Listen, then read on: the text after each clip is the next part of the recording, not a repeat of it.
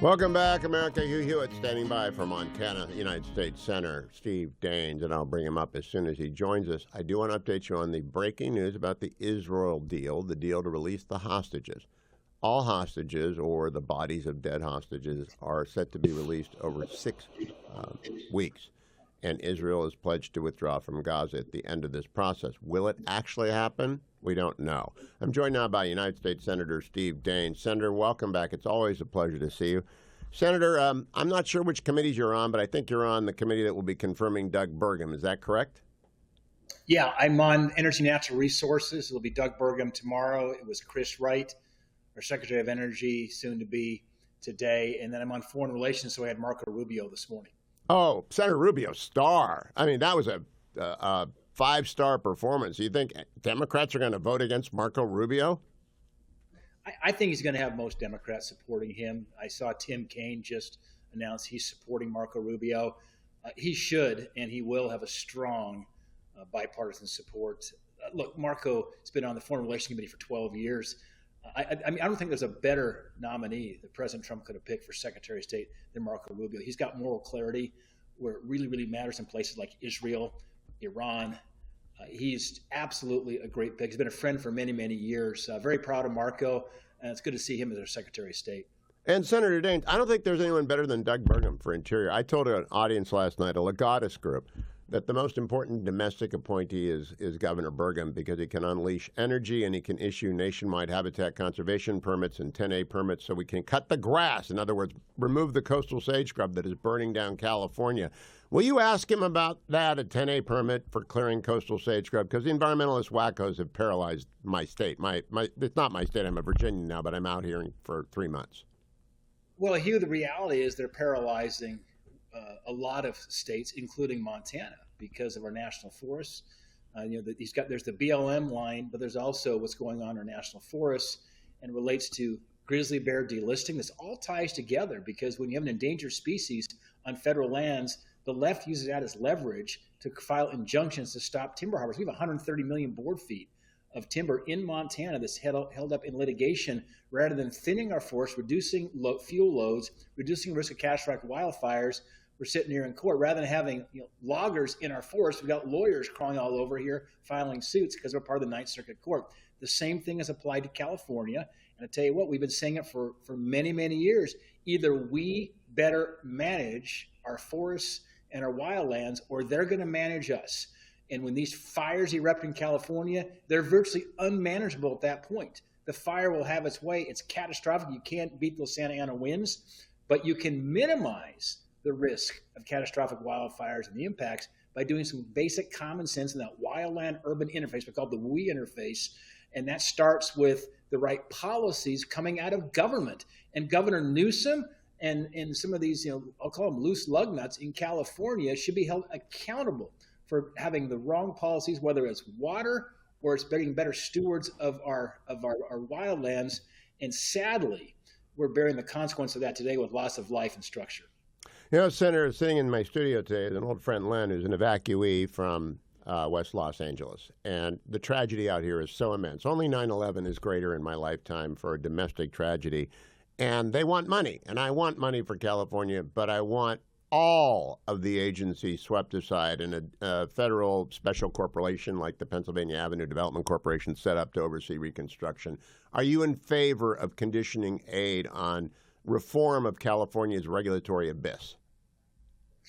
Look, this is not an argument. This has happened before in aid that's gone in a situation we've had catastrophes, whether it's hurricanes or fires. Remember, we're expending taxpayer dollars, and you do not want to continue to expend massive amounts of money without some lessons learned and policies changed. So we don't have to do a lather, rinse, repeat of this with not having any policy changes and policy outcomes. So I think it's perfectly appropriate. That's not being uncompassionate. It's just doing the right thing. It's being stewards of taxpayer dollars and being stewards of our lands.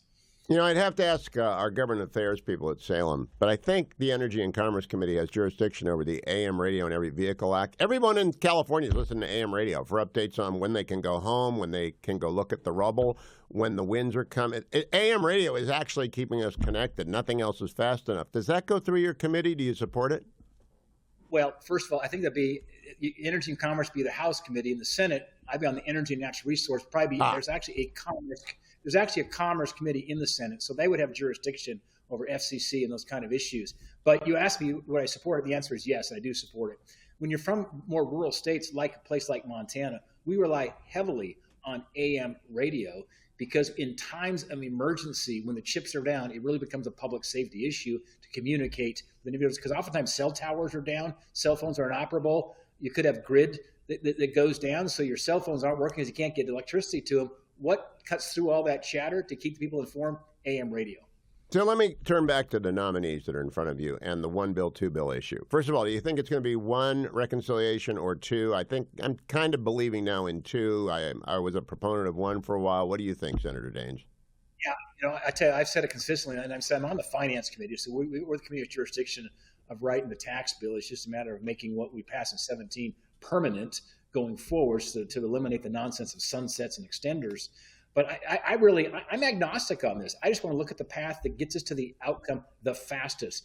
And the House, I know, is arguing hard for the one bill, one reconciliation vote.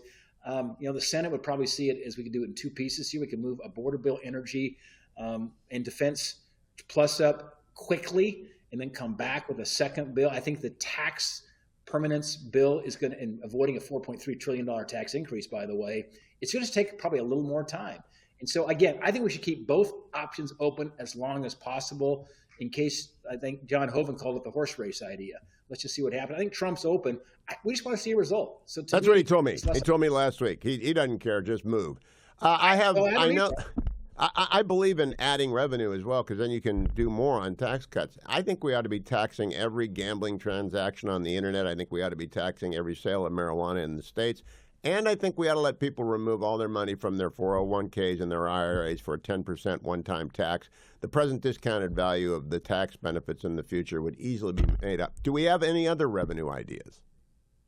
Well, I mean, there's on the revenue side, as much as we need to focus potentially on some of that. Hugh, with all due respect, I think we should put equal emphasis on spending reductions. Because as you know, you can do all the revenue increases you want over time. That doesn't solve the $36 trillion debt problem. That is primarily a spending problem. I'm not suggesting revenue doesn't play a part of that, but you can keep finding ways to tax this and tax that and so forth. But at the end of the day, it's a spending issue by every measure, looking at percentage of GDP and so forth. This is a spending problem. And so I think the focus should be more. We should, as I told my colleagues, we all are passionate as Republicans about keeping tax rates low. Because as we know, like going back to Art Laffer and Jack Kemp and George Gilder and supply side thinking and Milton Friedman, you lower taxes, you grow the economy, you actually increase tax revenue. We proved that in 2017. But having said that, we should have as much passion for spending reductions as we do for lower taxes. I agree with that, Senator Daines. You are one of the tribunes of common sense in the Senate, and I appreciate your time this morning.